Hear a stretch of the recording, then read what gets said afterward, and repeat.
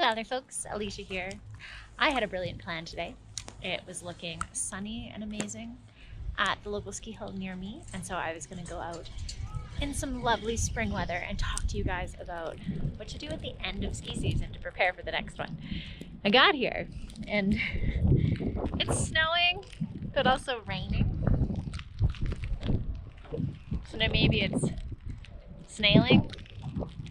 Anyhow, this is very typical of spring, I suppose. Lots of weather changes and a signal that ski season is probably coming to a close in the next couple of months. So what do you do in the off season to get ready for the next year, particularly immediately after ski season's done? That's what we're going to talk about today. I've got 3 big tips for you to make the most of next year, starting on the last day of this year.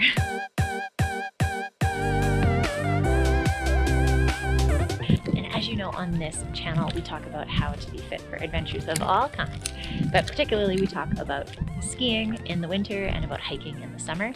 And so funnily enough, the same thing that you're going to do to start getting ready for hiking season is the thing you want to do to start getting ready for the very next ski season at the end of the year. And that is put in some time building your aerobic base. Now, at risk of getting too nerdy, your aerobic base is basically your ability to do work.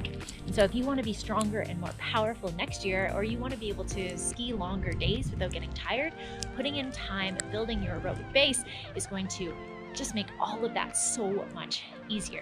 But how do you do it?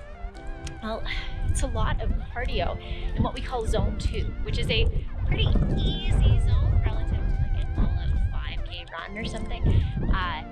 I'll put the percentages of your max heart rate on the screen here, and I'll link below to a video on how to know how to use zones without a heart rate monitor, so you can check that out if you want to know.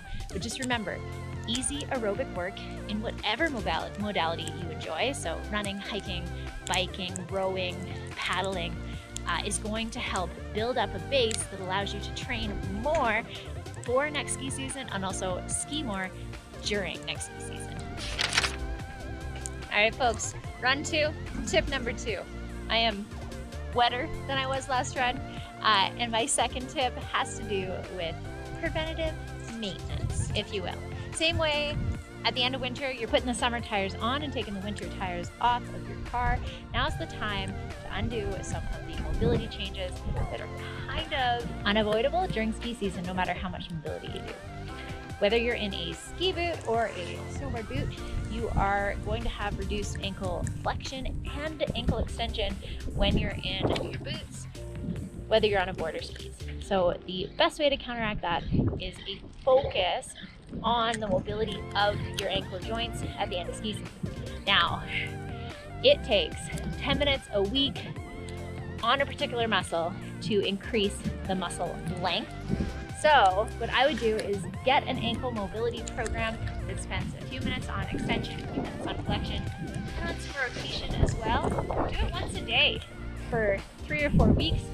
And if you do that, you're going to hit the thresholds to make actual lasting change to those muscles. And you're also going to find that you have that ankle flexibility, mobility, and strength so that you don't get hurt during the summer.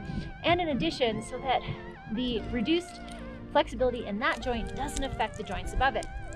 I had incredibly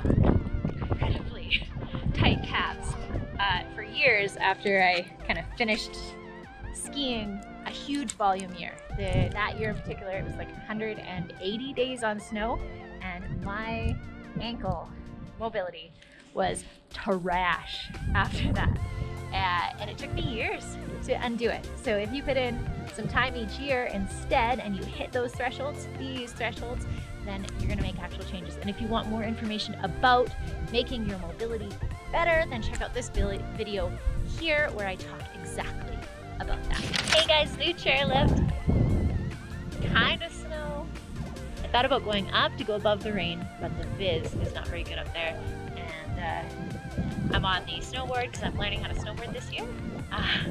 Check out here for that video. I'm not sure if it'll be live when this one goes up, but it means I need to go on easier terrain, and I'm definitely still at the point where I need to see the ground to be able to stay on my feet. So anyhow, let's talk about tip number This is one that I forgot year and year and year after year.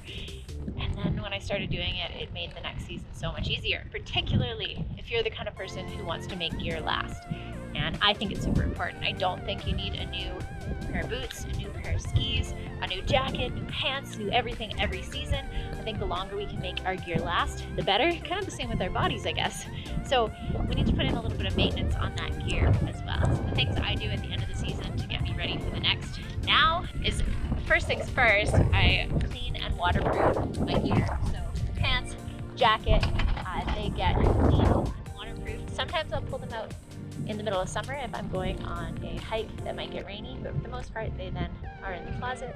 The next thing you gotta do is one last tune on those old skis of yours, sharpen the edges, and then wax the bases. Make sure to take the wax off the edges so those edges don't rust, and then those things can be strapped up and put away. And then this one I learned the hard way with a pair of backcountry boots. You gotta check your gear, replace any buckles or anything that needs replacing, then do up those boots. Leave them done up. That helps the shell maintain its shape for next year. Oh, she's windy. I had a pair of boots that never quite did up the same after a summer spent in the gear room not being done up. So make sure you do up your boots when you're putting them away, and take the time at the end of the year to replace any buckles or fix any pieces that have gotten broken, because I promise you, you will not remember in September. And by the time you pull your ski gear out again, it's going to be too late to order before you have to start the season on gimbaled gear. So make sure you do that replacement at the end of this year. That's going to save you big headaches. Well, final run of the day. I am thoroughly soaked, and even though I want this season to last as long as possible, I hope these tips have helped you start to prepare for next season already. If there's anything I missed, let me know in the comments below, and I hope you have a wilder. Got cocky, went off a jump, and busted my binding apart. So I used the lace of my snowboard boot to attach the upper part of my binding. I'm just gonna have to take it really easy on this last run, because I don't know if that's gonna hold it all. A little sketchy. Nice and easy.